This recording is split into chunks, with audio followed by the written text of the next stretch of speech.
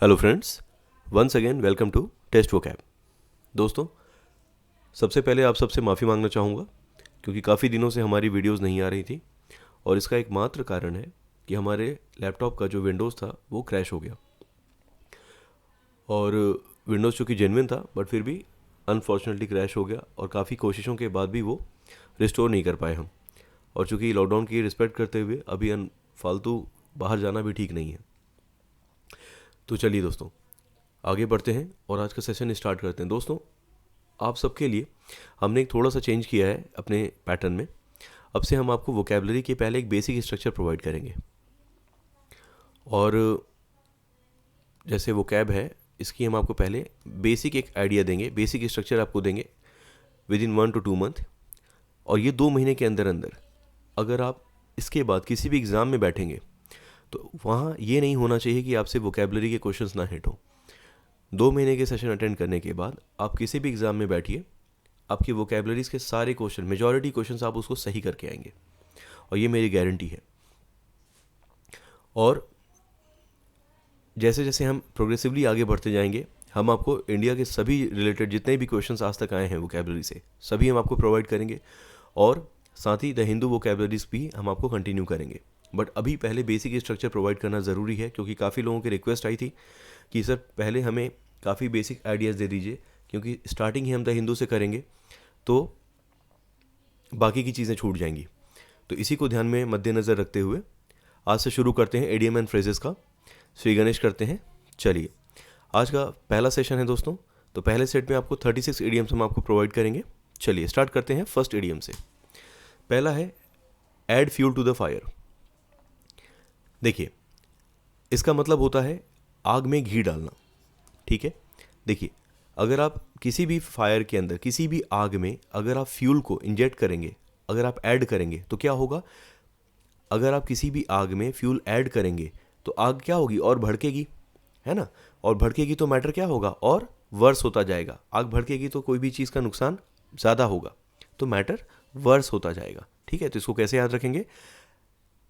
Fire के अंदर fuel को ऐड करने से आग भड़केगी, मैटर वर्स होता जाएगा। ठीक है, चलिए नेक्स्ट पे आते हैं। नेक्स्ट है आपका एचलीज हिल्स।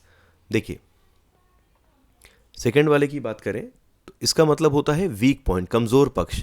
इसको याद करने का तरीका क्या है? हर किसी में कुछ ना कुछ वीकनेस होती है, तो किसी एक कोई कमज़ोर पक्ष की बात की जा रही है, कमज़ोर पॉइंट की बात की जा रही है, ठीक है ना, वीक पॉइंट की। इसको ट्रिक कैसे याद करेंगे इसका? देखिए, जैसे लेडीज़ वगैरह हील पहनती है ना, तो उसको आपको ध्यान रखना है कि जो लेडीज़ हील पहनती हैं अगर वो किसी एक मिर्च की बनी हो, चिली, ये चिली से याद रखना है, एक चिली की एक मिर्च से बनी होगी अगर वो हील, तो आपको पता है मिर्च खाने में तो बहुत तीखी है लेकिन एक इंसान का वजन नहीं उठा सकती, वो तुरंत टूट जाएगी। तो वो क्या होगा? वो हील काफ़ी कमज़ोर होगी। ठीक है, तो ऐसे याद रखना है, हील मिर्च की बनी हुई है और वो बहुत ही कमज़ोर होती है। ठीक है, चलिए नेक्स्ट पे आते हैं। आपका नेक्स्ट है आपका N arm chair job. Arm chair job क्या होती है? बहुत ही आसान एवं आरामदायक नौकरी जिसमें पैसा भी अच्छा मिलता है और काम भी ज़्यादा नहीं होता। ठीक है, तो इसको याद कैसे रखेंगे? देखिए, ऐसी जॉब जिसमें जो चेयर आपको मिलती है बैठने के लिए, उसके आर्म रेस्ट पे आप अपने हाथों को आराम से रख करके, है ना, जॉब आप आराम से करते जा रहे हैं। आपको हिलने की ज़रूरत नहीं पड़ रही, ना कहीं फील्ड पे जाने की ज़रूरत पड़ रही, आराम से एक जगह बैठे बैठे आप आराम से जॉब कर ले रहे हैं। मीन्स ऐसी नौकरियां कब मिलती हैं? जब आप बहुत हायर पोस्ट पे पहुंच जाते हैं और उस हायर पोस्ट पे जिम्मेदारियां भले होती हैं लेकिन फील्ड वर्क और बहुत सारी चीज़ें जो एक्स्ट्रा वर्कआउट होता है वो नहीं होता। ठीक है, तो इसको ऐसे रिलेट करना है, ऐसी जॉब जिसमें आपको जो चेयर मिली है उसके आर्म रेस्ट पे आप आराम से हाथ रख करके बैठ करके नौकरी कर रहे हैं। ठीक है, चलिए नेक्स्ट वर्ड पे चलते हैं। नेक्स्ट है आपका एन एक्स टू ग्राइंड। ठीक है, इसका मतलब होता है स्वार्थ से भरा हुआ उद्देश्य। ठीक है, something done for selfish reason. देखिए, इसको याद कैसे रखेंगे कि आपके पास आपने एक एक्स रखा हुआ है, एक कुल्हाड़ी रख रखी है अपने पास जो सिर्फ आप पर्टिकुलरली ग्राइंडिंग के लिए यूज़ करते हैं। ठीक है, ग्राइंडर आई एम श्योर कि हर किसी को पता होगा, है ना, मिक्सर ग्राइंडर होता है हर किसी घर में। तो आपने कुल्हाड़ी रख रखी है स्पेशली ग्राइंडिंग करने के लिए, और अगर वो एक्स आपसे कोई मांगता भी है तो भी आप उसको शेयर नहीं करते किसी के साथ। बाकी आप बाकी चीज़ें लोगों की शेयर कर लेते हैं, लेकिन आप पर्टिकुलर ये एक्स किसी के साथ शेयर नहीं करते। तो ये जो है चीज़, उसको जो यूज़ कर रहे हैं आप, उसके लिए आप किसी के साथ उसको शेयर नहीं करते, और जबकि आप दूसरों की सभी चीज़ शेयर करते हैं। तो ये आपका एक स्वार्थ है, ठीक है ना, कि आप अपनी एक पर्सनल चीज़ किसी के साथ शेयर नहीं कर रहे हैं और एक खास काम के लिए उसको रख रखा हुआ है, ठीक है, ग्राइंडिंग के लिए। तो स्वार्थ से भरा हुआ उद्देश्य, ठीक है। चलिए इसको इस तरीके से रिलेट कर लीजिए। चलिए नेक्स्ट है आपका इडियम एन आयरन विल, जिसका मतलब होता है दृढ़ इच्छा शक्ति, स्ट्रॉन्ग विल पावर। देखिए इसको याद करने का तरीका, ऐसी विल पावर जो कि किससे बनी हुई है, आयरन से बनी हुई है, और आपको सबको पता है अगर आयरन है तो मजबूती है। चलिए नेक्स्ट इडियम पे चलते हैं। नेक्स्ट है आपका at the 11th hour. 11th hour means at the last moment, डंके की चोट पे, ठीक है। तो अब आप इसको ऐसे याद रखेंगे कि 12 बजे आपका एग्ज़ाम होने वाला है, ठीक है। आपका कोई एग्ज़ाम है जो कि 12 बजे होने वाला है, और आपने उस एग्ज़ाम की तैयारी कितने बजे करना शुरू किया, 11 बजे। आप 11 बजे उसको पढ़ने के लिए, तैयारी करने के लिए बैठे हैं। तो इसको क्या करेंगे, डंके की चोट पे। आप उसकी तैयारी कब करना शुरू किए, डंके की चोट पे, एट द लास्ट मोमेंट। 12 बजे एग्ज़ाम है, अगर आप 11 बजे पढ़ने बैठेंगे तो आप सोच लीजिए कितनी पढ़ाई आपकी होगी। तो इसे कहते हैं लास्ट मोमेंट पे कोई काम को करना, ठीक है। चलिए नेक्स्ट पे आते हैं। नेक्स्ट है आपका एट स्टेक, जिसका मतलब होता है दाव पर लगाना चीज़ों को, एट रिस्क एंड इनसिक्योर्ड। आपको पता है कोई भी चीज़ अगर दाव पे लग जाएगी तो किसी की भी इनसिक्योरिटी आ जाएगी उसके अंदर, ठीक है ना। चलिए इसका ट्रिक देख लेते हैं क्या रहेगा। जुआ में अक्सर लोग जो लोग जुआ खेलते हैं वो अक्सर काफ़ी चीज़ें अपनी दाव में लगा देते हैं। आपने देखा होगा महाभारत में भी पांडवों ने जो जुआ खेला उसमें दाव पे लगाया, काफ़ी कुछ चीज़ें वो हार गए, है ना। तो जुए में सब कुछ दाव पे लगा हुआ है, लगा देना।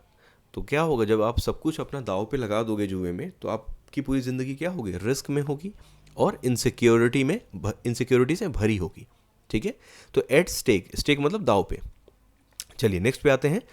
एट 6 and 7, इसका मतलब होता है अस्त व्यस्त ऑर्डर में रखना, ठीक है, डिसऑर्डर फॉर्मेट में रखना। कोई भी चीज़ क्रम में न रखना, सीक्वेंस में न रखना, मिसमैनेज करके रखना। देखिए इसको ट्रिक कैसे करेंगे, आप याद कैसे रखेंगे। देखिए घर में सपोज कीजिए कि घर का आपका 6-7 माले का घर है आपका, ठीक है, आप काफ़ी अमीर हैं, ठीक है। घर के हर फ्लोर का आपने क्या किया, घर में साफ़ सफाई होनी थी, आपने घर के सभी फ्लोर के सामान जो है उठा करके 6वें और 7वें फ्लोर पे शिफ्ट कर दिया। तो अब आपको पता है कि घर का सारा सामान अगर आप सिर्फ 2 फ्लोर पे शिफ्ट कर देंगे तो वहाँ पे उसकी हालत क्या होगी, सभी सामानों की, वो ऑर्गेनाइज हो पाएगा क्या, नहीं, वो सब कुछ डिसऑर्गेनाइज्ड वे में रखा रहेगा, अस्त व्यस्त ऑर्डर में रहेगा, ठीक है। तो 6th and 7th आपको ऐसे याद रखना है, 6th और 7th फ्लोर पे आपने घर का सारा सामान शिफ्ट कर दिया, ठीक है, बाकी फ्लोर का, और उस फ्लोर का है तो वो भी है, तो सब कुछ डिसऑर्गेनाइज हो जाएगा, ठीक है। इसको ऐसे रिलेट करेंगे। चलिए नेक्स्ट पे चलते हैं। एट वंस विट्स एंड, विट आप सबको पता है कि चेतना, बुद्धि, है ना, और विजडम होता है। तो इसको ऐसे याद रखेंगे। इसका मतलब होता है पहले कि not knowing what to do, समझ ना पाना कि क्या किया जाए आगे, है ना। कई बार ऐसी परिस्थिति आती है जीवन में जब आदमी कोई डिसीजन नहीं ले पाता, डिसीजन मेकिंग बिल्कुल ख़त्म हो जाती है उस टाइम पे। तो उस परिस्थिति को क्या बोलेंगे आप, एट वंस विट्स एंड, ठीक है। इसका ट्रिक कैसे करेंगे आप, देखिए 1 मिनट, देखिए इसका ट्रिक कैसे करेंगे। जहाँ एक इंसान की विट, बुद्धि या चेतना काम करना बंद कर देती है ना, जहाँ काम करना बंद कर दे तो क्या होगा, वो समझ नहीं पाएगा कि उस सिचुएशन में उसको क्या करना चाहिए, ठीक है। तो एक इंसान की अगर विट या बुद्धि या चेतना काम करना बंद कर दे तो वो समझ नहीं पाएगा, डिसीजन नहीं ले पाएगा कि क्या करना चाहिए, ठीक है। इसको ऐसे रिलेट करेंगे। चलिए नेक्स्ट पे चलते हैं। नेक्स्ट है आपका एन ओल्ड फ्लेम, ठीक है। ओल्ड फ्लेम मतलब होता है पुराना प्यार, ठीक है, someone whom you had a romantic relationship with in the past, ठीक है। चलिए आई एम श्योर इसको ये बताने की ज़रूरत तो नहीं होगी हर किसी को, बट फिर भी एक ट्रिक बता दे रहा हूँ इसकी। आपने ओल्ड पेट्स को, ज़रूरी नहीं कि इंसान के साथ ही प्यार दिखाया जाए, है ना, बहुत सारे लोग अपने घरों में पेट पालते हैं, पालतू जानवर पालते हैं, ठीक है, और कई बार उनकी अनफॉर्चुनेट डेथ हो जाती है। तो उस चीज़ को भी याद करके इस चीज़ को रिलेट कर सकते हैं, और बाकी आप जैसे चाहें इसको याद रख सकते हैं।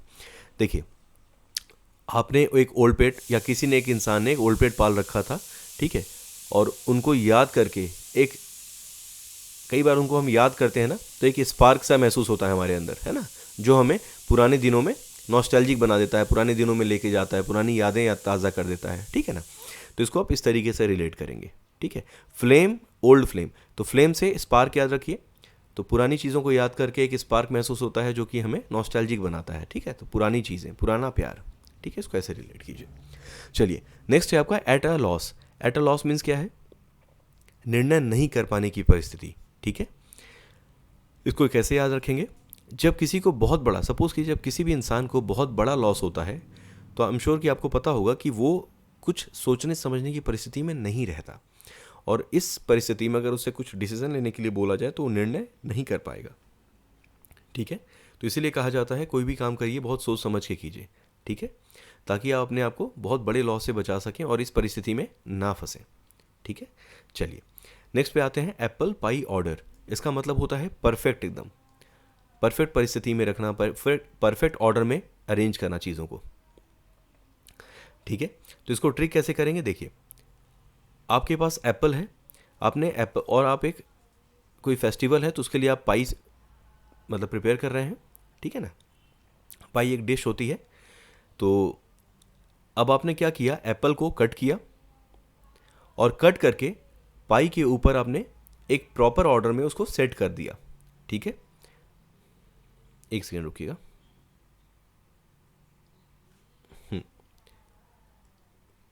देखिए, मैं बता रहा था आपको कि एप्पल पाई ऑर्डर, एक परफेक्ट ऑर्डर में चीज़ों को सेट करना, ठीक है, सुव्यवस्थित कर देना। तो इसका ट्रिक देख लीजिए कि आप एक कोई फेस्टिवल है उसके लिए आप क्या कर रहे हैं, एक पाई, एक डिश है जो कि आप बना रहे हैं उसे, ठीक है। तो उसके ऊपर आप क्या कर रहे हैं, एप्पल से डेकोरेट कर रहे हैं, गार्निश कर रहे हैं उसको, ठीक है। तो एप्पल को कट करके पाई के ऊपर आप एक प्रॉपर ऑर्डर में क्या कर रहे हैं, उसको सेट करते जा रहे हैं ताकि वो परफेक्ट लगे देखने में, आपकी डिश एकदम परफेक्ट हो जाए, ठीक है। तो इसको ऐसे रिलेट करेंगे। चलिए नेक्स्ट वर्ड पे चलते हैं। नेक्स्ट वर्ड है आपका एट अ पिंच। इसका मतलब होता है इनर ट्रबल, मुसीबत में होना, ठीक है। तो देखिए, इसको रिलेट करने के लिए, याद करने के लिए आप इसको पिंच को, या आई को यू समझ लीजिए, पंच याद रखिए, ठीक है। एक इंसान को कोई अगर पंच मारने वाला है सपोज कीजिए, या मार रहा है, दैट मीन्स कि वो क्या है, वो एक ट्रबल में है, वो एक मुसीबत में फंसा हुआ है, तभी वो पंच खा रहा है, ठीक है ना। सपोज कोई इंसान है, अगर वो कहीं जा रहा है, उसको लोग एकाएक लगे पंच मारने, दैट मीन्स कि वो क्या है, वो किसी ना किसी ट्रबल में फंस गया है, ठीक है। तो इसको ऐसे रिलेट करिए। चलिए नेक्स्ट पे चलते हैं आपका, at an arms length means दोस्ती ज़्यादा न रखना, टू अवॉइड फैमिलियरिटी, ठीक है। किसी से ज़्यादा घुलना मिलना नहीं, है ना, थोड़ी दूर दूर से चीज़ों को मेंटेन करना, बहुत ज़्यादा फैमिलियर होना नहीं चाहिए हमें। जैसे लोग कहते हैं ना कि ट्रैवलिंग के दौरान लोगों से बहुत ज़्यादा, अपने जो को पैसेंजर्स होते हैं उनके साथ बहुत ज़्यादा घुलना मिलना नहीं चाहिए, बहुत ज़्यादा फैमिलियरिटी को अवॉइड करना चाहिए। तो देखिए, इसका ट्रिक कैसे करेंगे आप? देखिए, रिश्ता निभाना अगर आपको लंबा है, लंबे दूरी तक आप चाहते हैं कि रिश्तों को निभाना चाहते हैं और रिश्ते ज़्यादा दूर तक चलें, ज़्यादा लंबे चलें, तो आपको एक आम जितनी, मतलब एक हाथ जितनी दूरी बना के रखनी पड़ेगी अपने दोस्ती से, अपने रिश्तेदारों से, ताकि वो चीज़ लंबी चल सके, ठीक है। तो एक आम मतलब एक आपके हाथ भर की दूरी आपको मेंटेन करनी पड़ेगी, ठीक है। चलिए नेक्स्ट पे चलते हैं आपके। नेक्स्ट है आपका at daggers drawn in a state of hostility means दुश्मनी होना, दुश्मनी किसी के साथ कर लेना, दुश्मनी पालना, दुश्मनी हो जाना किसी के साथ। चलिए, डैगर क्या होता है? आपने देखा होगा भाला, कटार वगैरह। तो ये होता है, जैसे कई बार होता है कहीं मीटिंग हो रही होती है, दो लोग आपस में या उनके टीम के लोग जो होते हैं, कुछ बात होती है, दोनों लोग अपनी अपनी कटारें उठा लेते हैं एक दूसरे को मारने के लिए, तो वहाँ से क्या होती है, दुश्मनी वहाँ से बढ़ती है, वहाँ से ये चीज़ दिखती है कि दुश्मनी हो रही है, यहाँ इन दोनों के बीच में दुश्मनी है। तो इसको कैसे रिलेट करेंगे? कभी कभी एक छोटी सी बात पर दो ग्रुप के लोगों के बीच में भाला या कटार निकाल लेते हैं ना, और इनसे उनके बीच की दुश्मनी शुरू हो जाती है, दुश्मनी दिखती है और बढ़ भी जाती है, ठीक है। आई एम श्योर कि काफ़ी मूवीज़ में आपने देख रखा होगा इस तरह की सिचुएशन, तो इससे आप रिलेट कर सकते हैं। डैगर्स ध्यान रखिएगा, डैगर्स मतलब भाला होता है या कटार होता है, तो अगर आपने उठा के ड्रॉन कर लिया, मीन ड्रॉ कर लिया, आपने निकाल लिया, ठीक है ना, एक शांति पक्ष की बात के बीच में, तो दैट मीन्स कि आपने दुश्मनी को बढ़ावा दिया है, ठीक है। चलिए नेक्स्ट पे चलते हैं। आपका नेक्स्ट है आपका एट ईज। इसका मतलब होता है फ्री फ्रॉम पेन और एंजाइटी, चिंता मुक्त रहना, मीन्स ईज एकदम। We want easy and comfortable life. हर किसी को क्या है, ज़िंदगी का एक मूल उद्देश्य होता है खुश रहना, ज़िंदगी को कंफर्टेबल बनाना और इजी लाइफ जीना। एकदम बहुत ज़्यादा टेंशन परेशानी ज़िंदगी कोई नहीं चाहता, आरामदायक ज़िंदगी जिसको बोलते हैं, ठीक है ना। तो एट ईज मतलब बहुत ही आराम से, एकदम एक ऐड भी आता है ना, बड़े आराम से, तो इसको आप इस तरीके से भी रिलेट कर सकते हैं। चलिए नेक्स्ट पे आते हैं आपका एंड वंस फिंगर्स एंड, ठीक है ना, या एंड्स बोल दीजिए। इसका मतलब होता है निपुण होना किसी चीज़ में, टू बी एन एक्सपर्ट, किसी भी चीज़ में एक्सपर्टीज होना, एक्सपर्ट होना, ठीक है ना। चलिए इसका ट्रिक देख लेते हैं क्या है। किसी चीज़ पे इतनी मास्टरी कर लो कि वो आपके फिंगर टिप पे रहे हमेशा। जैसे कहते हैं ना, आपको याद होगा कि कई बार लोग कहते हैं कि आप किसी चीज़ को इतना अच्छे से, अगर आपको मगअप करना है तो इतना अच्छे से आप चीज़ों को तैयार कीजिए कि वो आपके फिंगर टिप पे रहे। मीन्स जब भी आपको ज़रूरत हो तुरंत आप इमीडिएटली उसको यूटिलाइज़ कर सकें, उस नॉलेज को, चाहे उस पर्टिकुलर रिसोर्स को आप उसे यूटिलाइज़ कर सकें। तो किसी भी चीज़ पे आप इतनी मास्टरी कर लें कि वो आपके फिंगर टिप पे रहे हमेशा, ठीक है। तो इसको आप ऐसे रखेंगे, one's fingers end, finger tip पे कोई चीज़ को रखना, मीन्स आप उसमें निपुण रहेंगे, निपुण होंगे, निपुण जो है आप साबित हो जाएंगे, ठीक है। चलिए नेक्स्ट पे चलते हैं। At the spur of the moment means at the exact time, निश्चित टाइम पे, ठीक है, ऑन टाइम जिसको बोलते हैं। चलिए इसका ट्रिक क्या होगा, देखिए इसको ऐसे याद रखेंगे, उस मोमेंट के होने का स्पष्ट टाइम बताओ, ठीक है। स्पर से आप इसको स्पष्ट रिलेट करेंगे, तो उस पर्टिकुलर कोई मोमेंट हो रहा है तो उस पर्टिकुलर मोमेंट पे, जैसे कहते हैं ना ये मेरी ज़िंदगी का सबसे बेस्ट मोमेंट है, तो उस पर्टिकुलर मोमेंट का स्पष्ट टाइम, एकदम एग्जैक्ट टाइम, कोई आपसे पूछे कि किस पर्टिकुलर टाइम पे हुआ था, तो आपको स्पष्ट टाइम उसका पता होना चाहिए। जैसे सिंपल सी चीज़ है, आपकी ज़िंदगी का सबसे बेस्ट मोमेंट जो होगा ना, आप मोस्टली लोग उसका टाइम हमेशा याद रखते हैं कि पर्टिकुलर इस टाइम को हुआ था, इस डेट को हुआ था और इस टाइम फ्रेम में हुआ था, इस दिन हुआ था। तो इसको आप इस तरीके से रिलेट कर सकते हैं कि बहुत खास मोमेंट का हम स्पष्ट टाइम हमें याद होता है, तो एग्जैक्ट टाइम उसको इस तरीके से आप उसको रिलेट करिए। चलिए नेक्स्ट है आपका एट अ लूज एंड। इसका मतलब होता है आपका बिना कुछ काम के, ठीक है। आपने चीज़ों को, अपने आप को इतना लूज कर रखा है कि अब आप अभी फिलहाल कोई काम नहीं कर रहे हैं, तो अगर कोई काम नहीं करेंगे तो अल्टीमेटली क्या होगा, बोरियत होगी। और आई एम श्योर कि अभी हर किसी को रिलेट हो रहा होगा, लॉकडाउन में काफ़ी लोग अपने काम तक नहीं जा पा रहे हैं, बहुत लोगों के पास करने के लिए कुछ नहीं है, तो लोग बोर हो रहे हैं, है ना। तो अभी क्या है, वो लूजली बैठे हुए हैं, ढीले बैठे हुए हैं एकदम, तो अल्टीमेटली क्या हो रहा है, उनकी वेट पुट ऑन हो रहा है, और भी तरह तरह की चीज़ें हो रही हैं। तो ये होता है इसका मतलब लूज एंड पे होना, ठीक है। इसको कैसे याद रखेंगे, जब इंसान कोई काम नहीं करता है तो वो अपने आप को क्या होता है, लूज छोड़ देता है, ढीला छोड़ देता है, ठीक है। जैसे कि सबसे बेस्ट एग्जांपल है इसका, आपने जिम में देखा होगा, जो लोग जिम में वर्कआउट वगैरह करते हैं तब तो उनकी मसल्स बहुत स्टिफ रहती हैं, बहुत ही, है ना, कट्स वगैरह दिखते रहते हैं, लेकिन जैसे ही वो वर्कआउट छोड़ देते हैं तो अल्टीमेटली क्या होता है, मसल्स वगैरह लूज हो जाती हैं, आदमी थुल दिखने लग जाता है, ठीक है। और जो काम लोग कहते हैं कि किसी काम को करना है तो पहले से कमर कस लो, तो कमर कसना मीन्स अपने आप को टाइट कर लेना, है ना। तो लूज़ अगर आप छोड़ दोगे अपने आप को तो अल्टीमेटली क्या करोगे, आप कोई काम नहीं करोगे, ठीक है। तो इसको ऐसे रिलेट कीजिए। नेक्स्ट है आपका all in all, considering everything, हर चीज़ पर विचार करना, ठीक है। All in all, considering everything, इसका ट्रिक कैसे करेंगे आप, देखिए मीटिंग में सभी लोगों को सभी चीज़ों के लिए इनवाइट करो। सपोज़ एक कंपनी में कई बार ऐसा होता है कि वीकेंड्स पे एक एक्टिविटीज़ ऑर्गेनाइज की जाती हैं ताकि सभी स्टाफ आपस में इन्वॉल्व हो सकें, एक दूसरे को जान सकें और इससे प्रोडक्टिविटी को इम्प्रूव किया जा सके कंपनी की, ठीक है ना। पिकनिक वगैरह में भी होता है अक्सर ऐसा, है ना, घरों की लोग पार्टी वगैरह ऑर्गेनाइज करते हैं तो अपने सभी रिश्तेदारों को बुलाते हैं, तो सभी लोगों को सभी चीज़ों के लिए इन्वाइट करना, ठीक है ना। तो इसको इस तरीके से आप रिलेट कर सकते हैं, सभी लोगों को सभी चीज़ों के लिए इन्वाइट करना, ठीक है, ऑल इन ऑल। चलिए नेक्स्ट है आपका at odds, disagreeing in thought means विचारों में विरोध होना, कॉन्फ्लिक्ट होना, एक दूसरे के विरोध होना, एक दूसरे को फॉलो ना करना, ठीक है। एक कुछ और बता रहा है, एक नॉर्थ जा रहा है तो एक साउथ जा रहा है, इस तरीके की स्थिति। चलिए इसको ट्रिक कैसे करेंगे? देखिए, अक्सर हम लोगों को ऑड बातें पसंद नहीं आती हैं, है ना। यूजुअली आपने देखा होगा कुछ बातें आप लोगों को ऑड लगती होंगी, तो बिल्कुल आपको पसंद नहीं आएंगी, चाहे वो कोई भी कह रहा हो। बड़े मुश्किल से, बहुत मुश्किल होता है उसे डाइजेस्ट करना, ठीक है।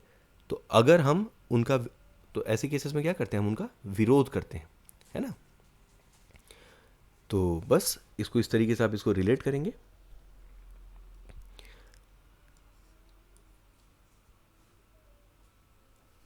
देखिए अभी फिर शायद सिस्टम में प्रॉब्लम हुआ है। चलिए, तो ऑड से ऐसे याद रखेंगे, ऑड बातें, है ना। तो ऑड से ऑड बातें याद रखिएगा, और ऑड बातें जहाँ भी होंगी आपको वो, आप उसका क्या करते हैं, विरोध करते हैं, ठीक है। चलिए नेक्स्ट पे चलते हैं। नेक्स्ट है आपका एट सी। इसका मतलब होता है कंफ्यूज होना, ठीक है। कंफ्यूज होना, व्याकुल हो जाना, परेशान हो जाना, एकदम सोच ना पाना। देखिए इसकी ट्रिक क्या होगी? एट सी, अगर आप बीच समंदर में, सी के, अगर आप बीच समंदर में फंस जाएंगे, हर तरफ पानी ही पानी होगा, तो आप कंफ्यूज हो जाएंगे कि किधर से निकला जाए बाहर, एग्जिट कैसे किया जाए, वहाँ से बाहर कैसे निकला जाए, परेशान हो जाएंगे, एकदम व्याकुल हो जाएंगे, ठीक है।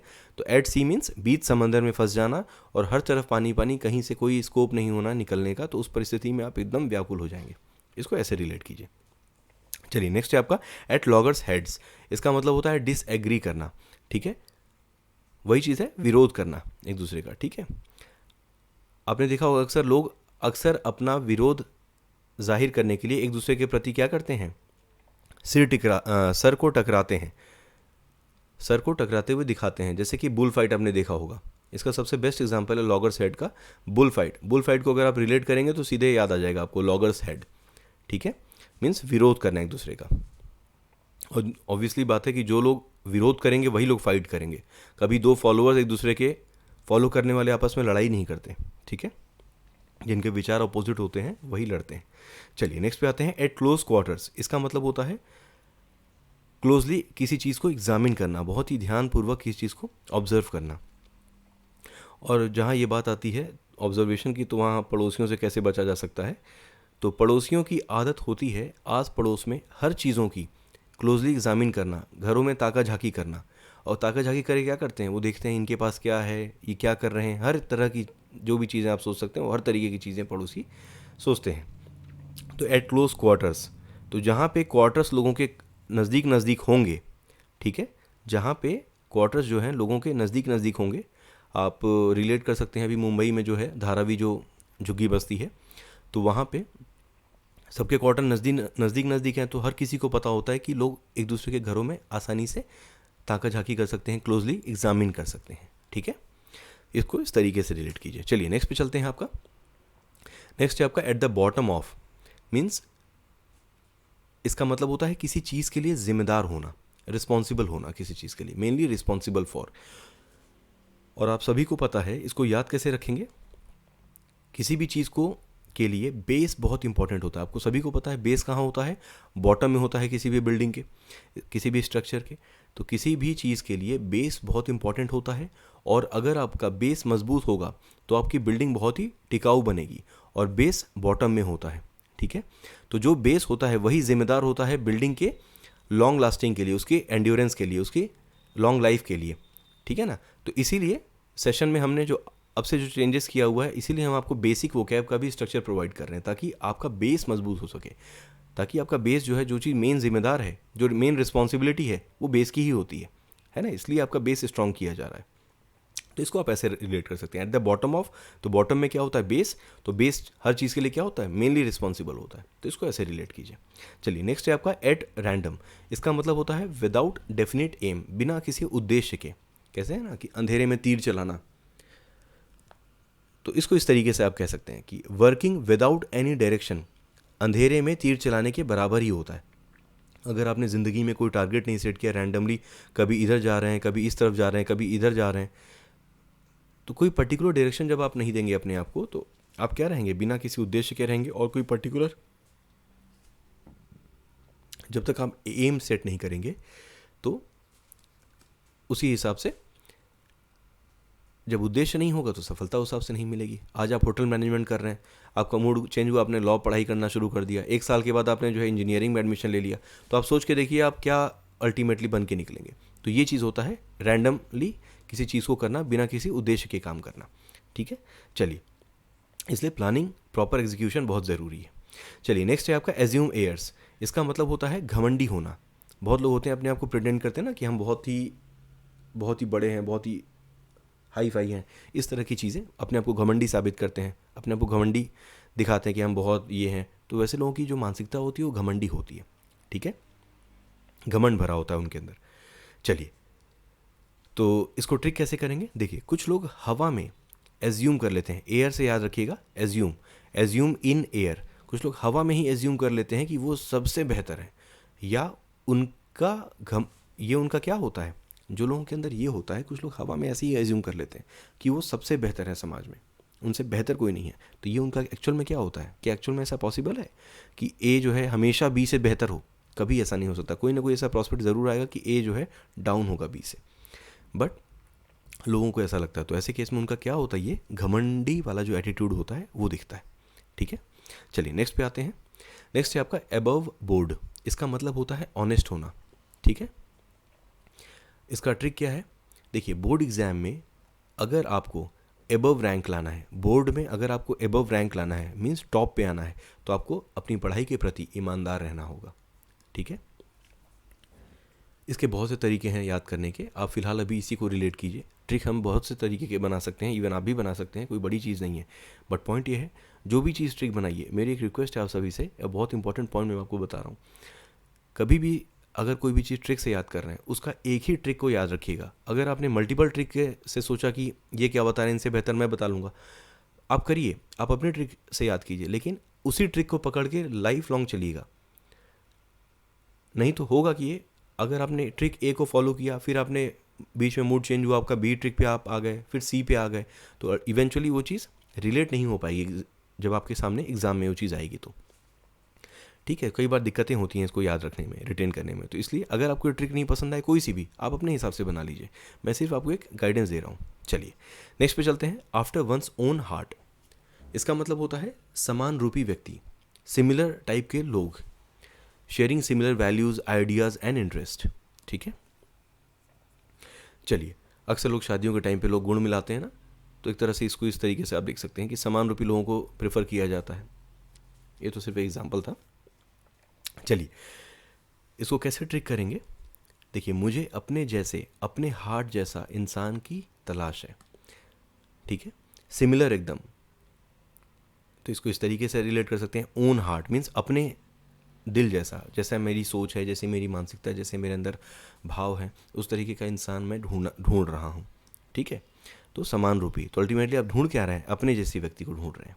ठीक है, चलिए नेक्स्ट है आपका एज फिट एज फिडल। इसका मतलब होता है स्ट्रॉन्ग एंड हेल्दी, मीन्स भला चंगा, अच्छा खासा हेल्दी व्यक्ति।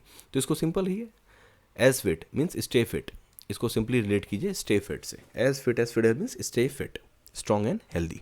चलिए नेक्स्ट है आपका आर्गस आइड। आर्गस आइड क्या चीज़ है? देखिए, आर्गस आइड क्या चीज़ है? ऑब्जर्वेंट होता है। देखिए, आर्गस के बारे में एक चीज़ बताना चाहूँगा। आर्गस जो हैं, उनके पास 100 आँखें थी। अगर आप गूगल करेंगे आर्गस के बारे में तो आपको पता लगेगा कि आर्गस के पास 100 आँखें थी। और आपको भी पता है ये चीज़, हमारे पास 2 आँखें हैं, और हम किसी चीज़ को अगर हम देखते हैं तो 2 आँखों से देखते हैं। अगर हमारे पास भी 100 आँखें हो जाएं तो हम किसी भी चीज़ को बहुत ही डिटेल वे में उसको देख सकते हैं, ऑब्जर्व कर सकते हैं। ठीक है, 2 आँखों से देखोगे आप तो कम ऑब्जर्व कर पाओगे, 10 आँखों से देखोगे थोड़ा ज़्यादा करोगे, 100 आँखों से देखोगे तो बहुत ही केयरफुली, बहुत ही ज़्यादा निगरानी से देख पाओगे। आपकी निगरानी, आपकी ऑब्जर्वेशन बहुत ही ज़्यादा अच्छी होंगी। ठीक है, तो आर्गस मीन्स आर्गस आइड। आर्गस के पास 100 आँखें थी और वो जो भी चीज़ देखेगा बहुत ही ऑब्जर्वेशन के साथ, निगरानी के साथ देख पाएगा। ठीक है, इसको ऐसे रिलेट कीजिए। चलिए नेक्स्ट है आपका एबव ऑल। इसका मतलब होता है बिफोर एवरीथिंग एल्स, सब चीज़ से परे, है ना, वो चीज़ सबसे ज़्यादा इंपॉर्टेंट है आपके लिए, उस चीज़ सबसे ऊपर, फर्स्ट रैंक पे वो चीज़ होल्ड करती है। एबव ऑल, हर चीज़ से ऊपर, हर चीज़ से परे। तो इसको याद कैसे करेंगे? हर चीज़ से ऊपर है ये मेरा डेडिकेशन। कहते हैं जो आप लाइफ में एम सेट करते हैं उसको पाने के लिए आप हर चीज़ दांव पे लगाते हैं। हर चीज़ से ऊपर है, क्यों? क्या चीज़? आपका डेडिकेशन, आपका एम, और सारी दुनिया की खुदाई एक तरफ और ये डेडिकेशन एक तरफ। इस तरह की मानसिकता के साथ आप आगे बढ़ते हैं और अल्टीमेटली अपना टारगेट अचीव करते हैं। ठीक है, तो इसको आप ऐसे रिलेट कीजिए। नेक्स्ट है आपका एट क्रॉस पर्पजेस। इसका मतलब होता है इन कॉन्फ्लिक्ट विथ समवन, किसी के साथ विवाद होना। ठीक है, अब आप देखिए इसको याद कैसे रखेंगे। स्टार्टिंग में ही वो क्रॉस कह रहा है, देखिए क्रॉस मतलब ये हो गया, जहाँ पे भी क्रॉस दिखेगा ना वहाँ पे क्या होगा, विवाद होगा, कॉन्फ्लिक्ट होगा, टकराएंगे आपस में एक दूसरे के विचार, पर्पस। और जहाँ पे टकराव होगा वहाँ पे क्या होगा, विवाद होगा। तो इसको इस तरीके से याद रख सकते हैं आप। आपने देखा होगा अक्सर दो तलवार इस तरीके से दिखाई जाती है। ये जो दो तलवारें होती हैं मीन्स ये जो कॉमन पॉइंट है, ये पॉइंट टकराव दिखाता है, कॉन्फ्लिक्ट दिखाता है और क्रॉस दिखाता है। ठीक है, तो इसको आप ऐसे देख सकते हैं, जब दो लोगों का पर्पस या थॉट एक दूसरे से क्रॉस करता है या टकराता है तो उनमें क्या होता है, कॉन्फ्लिक्ट पैदा होता है। ठीक है, चलिए नेक्स्ट पे चलते हैं। नेक्स्ट है आपका एट ए स्टोन्स थ्रो, मीन्स शॉर्ट दूरी। एट ए स्टोन्स थ्रो क्या है, बहुत ही कम दूरी पे।